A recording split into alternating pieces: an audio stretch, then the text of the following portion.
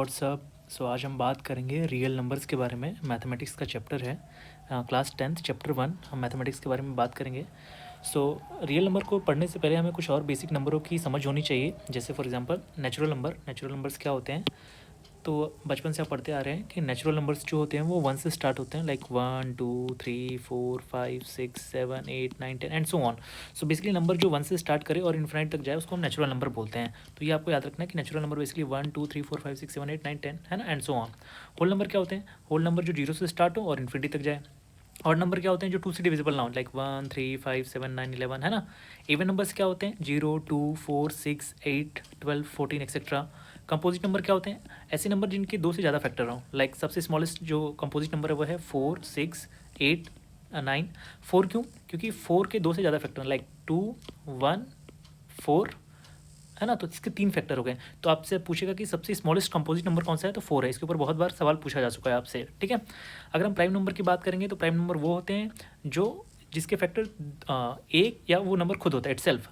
A number having a factor 1 and itself is called a prime number. तो सबसे smallest prime number क्या है? 2। इसके 2 फैक्टर होंगे, 1 एंड इटसेल्फ 2। 3 के भी कितने फैक्टर होंगे? 2, 1 एंड इटसेल्फ 3। 5 के भी कितने फैक्टर होंगे? 2, 1 एंड 5 इटसेल्फ। तो प्राइम नंबर ऐसे नंबर होते हैं जिनका फैक्टर 1 या खुद वो नंबर अपने आप होते हैं, ठीक है। नेक्स्ट, अब हम बात करेंगे एचसीएफ के बारे में, है ना, कि एचसीएफ का फुल फॉर्म क्या है। तो एचसीएफ होता है हाईएस्ट कॉमन फैक्टर, है ना। अब सवाल ये आएगा कि why you need to find HCF, हमें एचसीएफ फाइंड करने की ज़रूरत क्या है। तो हम इसको डिटेल में बहुत गहराई से समझेंगे कि एचसीएफ हम निकालते क्यों है ना, क्या पर्पस है एचसीएफ निकालने का। देखो, we use SCF when you have piles of a different items and you want to split them into a smaller group that are exactly the same and nothing left over, है ना। कि SCF आप तब निकालते हो जब आपको किसी चीज़ को डिवाइड करना हो, और डिवाइड इस तरह से करना हो सो डैट कि वो एक्जैक्टली सेम नंबर में डिवाइड हो जाए, है ना, और कुछ बचे ना डिवाइड होने के बाद। जैसे फॉर एग्जाम्पल अगर हम बात करेंगे तो हम एग्जाम्पल लेते हैं। सपोज आपके पास 18 लड्डू हैं और 24 रसगुल्ले हैं, और आपको इसको पैक करके गिफ्ट में देना है ना। मतलब सपोज दिवाली का दिन है और आप ये गिफ्ट में मिठाई बांटना चाहते हो, लड्डू और रसगुल्ला, और आपके पास 18 लड्डू हैं और 24 क्या है, रसगुल्ला दे रखे हैं आपके पास, ठीक है।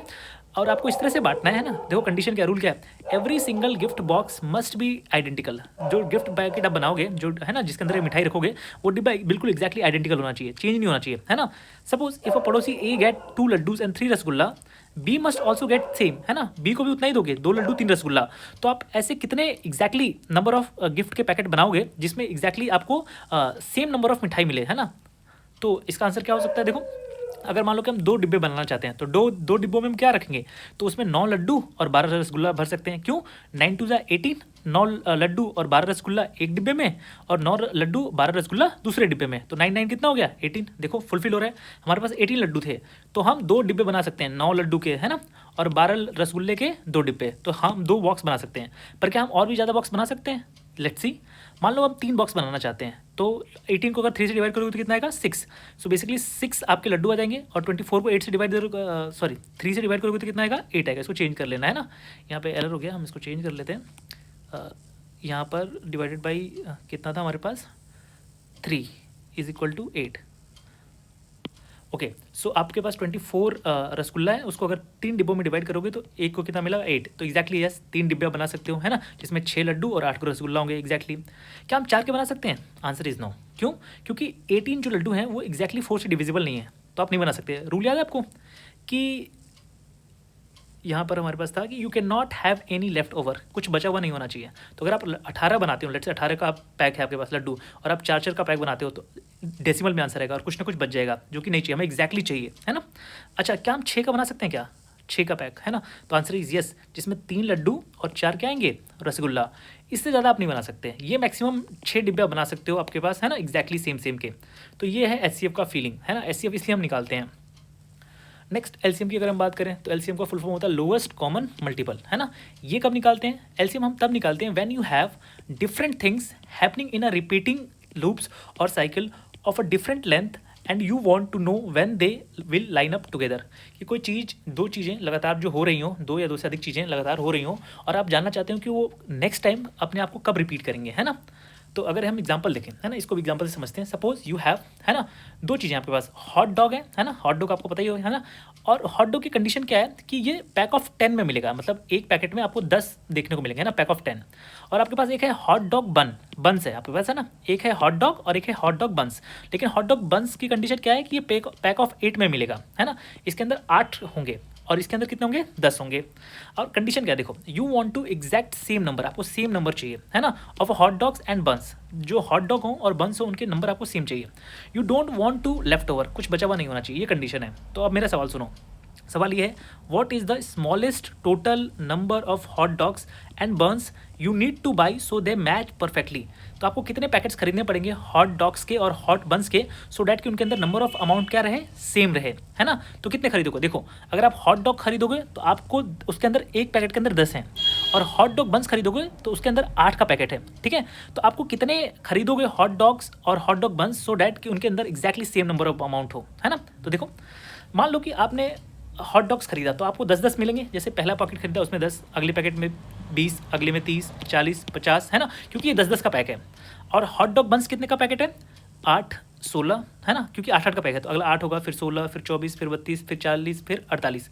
तो देखो कि ये पहली बार कब मिल रहे हैं। तो देखो यहाँ पे 40 आ रहा है और यहाँ पर 40 आ रहा है। इसका मतलब है कि ये कितने पे मैच कर रहे हैं। देखो, आपको हॉट जो डॉग है वो कितना खरीदना पड़ेगा, 1, 2, 3, 4 खरीदोगे तो इसके अंदर आपको मिलेगा 40, है ना।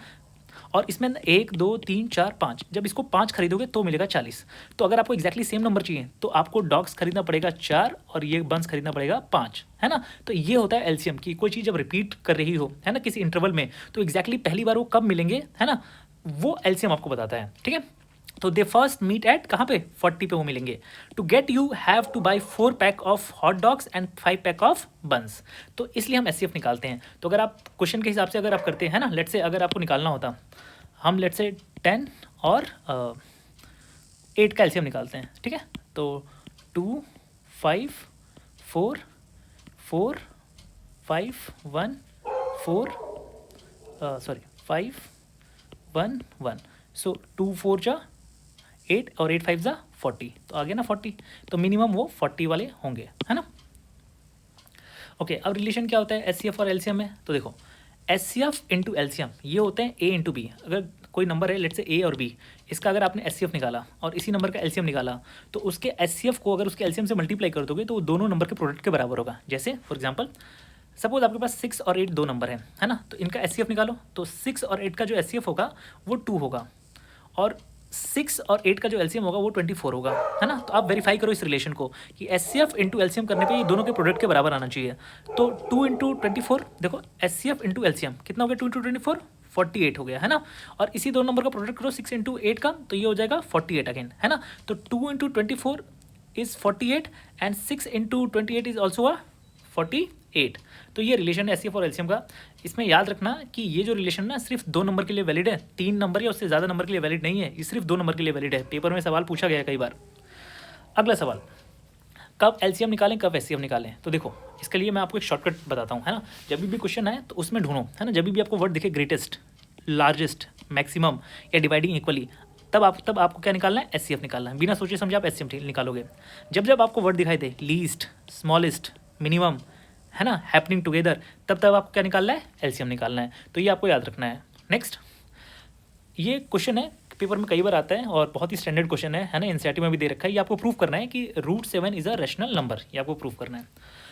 चलो स्टार्ट करते हैं। Suppose √7 is a rational number, अगर इसको इरेशनल प्रूफ करना है ना, ओके, यहाँ पे इरेशनल प्रूफ करना है, हमें √7 को इरेशनल प्रूफ करना है। तो हम मान के चलते हैं कि जो √7 है वो क्या है ना, वो रैशनल नंबर है। हम इसका कॉन्ट्रडिक्शन प्रूफ करेंगे, हम कॉन्ट्रडिक्शन मानते हैं, ठीक है, कि √7 को इरेशनल प्रूफ करना है, लेकिन हम इसको थोड़ी देर के चलो मान लेते हैं कि ये रैशनल है ना, ये अजम्पशन है हमारा, हमको इसको प्रूफ करना है। हम इसको उल्टा प्रूफ करेंगे, ठीक है, कि पहले हम इसको रैशनल मानेंगे और फिर हम देखेंगे कि ये रैशनल हो रहा है कि नहीं, क्या रैशनल की कंडीशन को फुलफिल कर रहा है कि नहीं। अगर रैशनल की कंडीशन को फुलफिल करेगा तो ये रैशनल हो जाएगा, अदरवाइज अगर नहीं हुआ तो ये इरेशनल हो जाएगा, तो ये कॉन्ट्रडिक्शन हो जाएगा। तो हम मान के चलते हैं कि ये एक रैशनल नंबर है, ठीक है।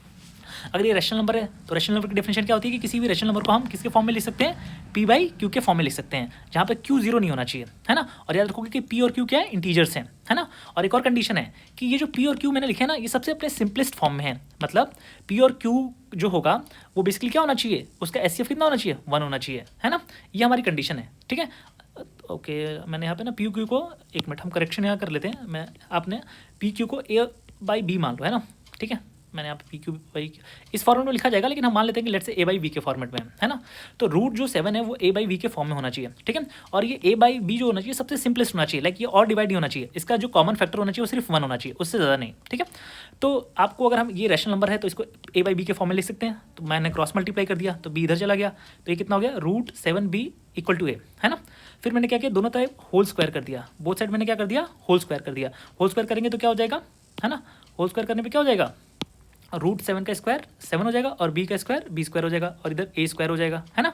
अच्छा इससे क्या पता चला कि जो a स्क्वायर है ये, है ना, ये डिविजिबल है किससे, 7 से, है ना। देखो इसे ये पता चल रहा है ना कि a स्क्वायर को मैं लिख सकता हूँ 7 टाइम्स सम b, तो a square is divisible by 7। अगर किसी का स्क्वायर डिविजिबल होता है 7 से तो वो जो नंबर इटसेल्फ वो खुद डिविजिबल होगा किससे, 7 से। जैसे देखो मेरे पास एग्जाम्पल है, लेट्स से 36 लेते हैं, है ना। 36 इज डिविजिबल बाई किससे, लेट्स से ए स्क्वायर से। सो यहाँ पर क्या होगा कि 36 जो होगा वो ए से भी डिविजिबल होगा, है ना। क्यों, जो नंबर उसके स्क्वायर से डिविजिबल होता है उसके स्क्वायर रूट से भी डिविजिबल होता है, ये कंडीशन है, ये आपको मान के चलना है, ठीक है। ओके नेक्स्ट, तो इससे क्या प्रूव हो गया कि ए इज डिविजिबल बाई 7, है ना। तो ए 7 से डिविजिबल है, इसका मतलब कि ए इक्वल टू 7 टाइम्स कुछ नंबर होगा, लेट्स से सी मान लेते हैं, है ना। जब कोई नंबर एक्जैक्टली डिविजिबल होता है तो कुछ नंबर ऑफ टाइम्स होगा। जैसे फॉर एग्जांपल हम एक और एग्जांपल लेते हैं कि 4 इज़ डिविजिबल बाई 2, तो इसका हम लिखेंगे 4 डिवाइडेड बाई 2 इक्वल टू 2, है ना। तो 4 को हम 2 को लिख सकते हैं, 2 इज़ 2 टाइम्स 2, है ना, कि अगर कोई नंबर परफेक्टली डिविजिबल होता है तो उसके कुछ नंबर्स में होता है, कुछ मल्टीपल में होता है ना। तो यहाँ पर अगर देखो तो 7 अगर डिविजिबल है किससे, ए से, तो ए मस्ट बी 7 टाइम्स सी, है ना। अच्छा दोनों तरफ होल स्क्वायर कर लो, ए स्क्वायर इधर हो जाएगा 7 का स्क्वायर 49 और हो जाएगा सी स्क्वायर। अब होगा क्या, देखो आपने क्या रखा है, ए स्क्वायर तो 7b के बराबर है और ए स्क्वायर 49 सी स्क्वायर के बराबर है। अगर ए स्क्वायर बराबर है तो ये वैल्यू भी आपस में क्या होनी चाहिए, बराबर। तो मैंने यहाँ दोनों को कंपेयर कर लिया 49 और इसको, है ना। तो यहाँ से देखोगे तो 7 से कट जाएगा कितने बार में, 7 बार में, तो b square equal to 7 times C square. तो b is also divisible by 7, पर हमने तो ऊपर क्या माना था कि ए बी का 1 से ज़्यादा फैक्टर हो ही नहीं सकता, पर यहाँ पे तो 7 भी उसका फैक्टर हो रहा है। इसका मतलब कि जो हमने अज्यूम किया था वो क्या था, कॉन्ट्रडिक्शन था। इसलिए हम कह सकते हैं कि जो 7 हमको रैशनल मान के चले थे वो गलत बात है, 7 क्या होगा, इर्रेशनल नंबर होगा, है ना। तो ये चैप्टर में बस इतना ही है, जो मैंने आपको कॉन्सेप्ट बताए वो याद रखना है और इसके क्वेश्चन को सॉल्व करना है, ठीक है।